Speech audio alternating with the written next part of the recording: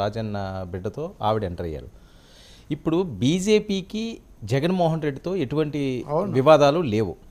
So BJP వైఎస్ఆర్సీపీతో కలిసి వెళ్ళడానికి ఏవైనా ఆటంకాలు ఉంటాయా? ఆ రకంగా జగన్మోహన్ రెడ్డి ఆలోచించలేడు. ఎందుకంటే కేంద్రంలో బీజేపీ బలంగా ఉంది, రాష్ట్రంలో పొత్తు పెట్టుకోవడంలో తప్పే ఉంది. అది లేదు.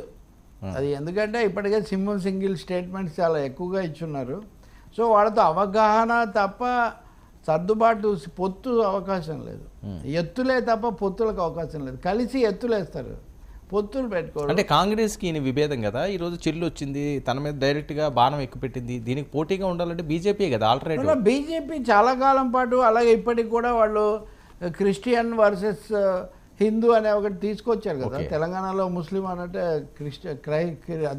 అది ఉంటుంది భవిష్యత్తులో కూడా, దాన్ని పాటిస్తారు వాళ్ళు. ఇదంతా ఇప్పుడు స్ట్రైట్ పాలిటిక్స్ కాదు ఇవి, డొంక తిరుగుడు రాజకీయాలు, వంకర రాజకీయాలు. దీంట్లో అట్లాగే ఉంటుంది. ఆయన అక్కడే ఉండాలి, ఆయన ఆ కార్డే ప్లే చేస్తుండాలి, వీళ్ళు ఇక్కడే ఉండాలి. అసలు ఆ మాటకు వస్తే మజ్లిస్ ఓవైసీ మీదే ఆ సందేహాలు ఉన్నాయి కదా. పరోక్షంగా ప్రతి చోట పోటీ పెట్టి బీజేపీ వ్యతిరేక ఓట్లు చీలుస్తారని మజ్లిస్ మీదే ఉంది. బీహార్లో నిన్న ఆయన సవాల్ చేస్తున్నాడు కదా. కాబట్టి వాళ్ళు పొత్తు పెట్టుకునే ఛాన్స్ ఉండదండి.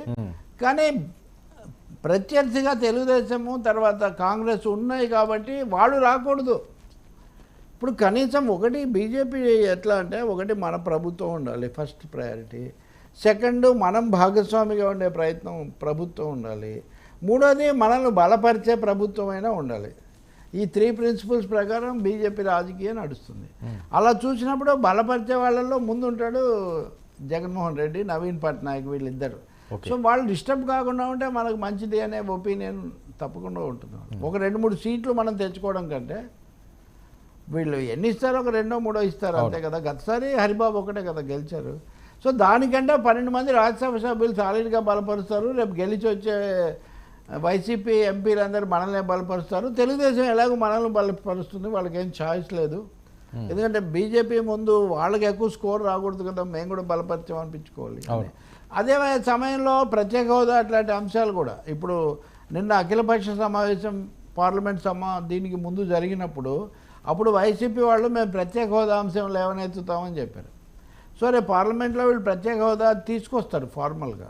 షర్మిల కూడా వెళ్ళి నిరాహార దీక్ష చేస్తారు ఏదో చెప్తున్నారు కదా. సో మళ్ళీ ఒకసారి ఏంటంటే సరిగ్గా మనము జమ్మి చెట్టు మీద ఆయుధాలను దింపినట్టుగా సరిగ్గా ఎన్నికలు వచ్చినప్పుడు అందరూ కూడా ఈ ప్రత్యేక హోదా అనే దాన్ని దింపి దానికోసం నేను ఎక్కువ పోరాడాను లేకపోతే నువ్వు ద్రోహం చేసావు దీని మీద ఈ ప్రహసనం నడుస్తుంది. కానీ నిజంగా నిన్న నిరాహార దీక్ష కూడా చేశారు హోదా దీక్ష సమితి వాళ్ళు, వామపక్షాలు, వీళ్ళందరూ కలిసి. వాళ్ళే అటు ఇటు మారలేదు నిజానికి. ఆ సమితి వాళ్ళు అలాగే ఉన్నారు, వాళ్ళ ఆందోళన కూడా వాళ్ళు చేస్తారు.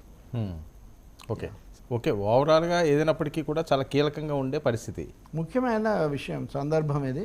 తప్పకుండా బీజేపీ తన స్టాండ్ క్లించ్ చేసుకుంటుంది అని అంటున్నప్పుడు తను కూడా తన మాట, తన వెర్షన్ వినిపించడం అనేది ముఖ్యమంత్రి తప్పకుండా చేస్తారు. సార్ ఇంకోటి మీ నోటీస్కి వచ్చిందో లేదో, పురంధేశ్వరి కూడా ఆమె అభ్యర్థుల ఖరారు పొత్తు పెట్టుకుంటే పెద్ద ఏమి ఉండదు కదా. 10 సీట్లో 8 సీట్లో పెట్టుకోకపోతే అన్ని సీట్లకు అంతకుముందు ఇక్కడికి వచ్చిన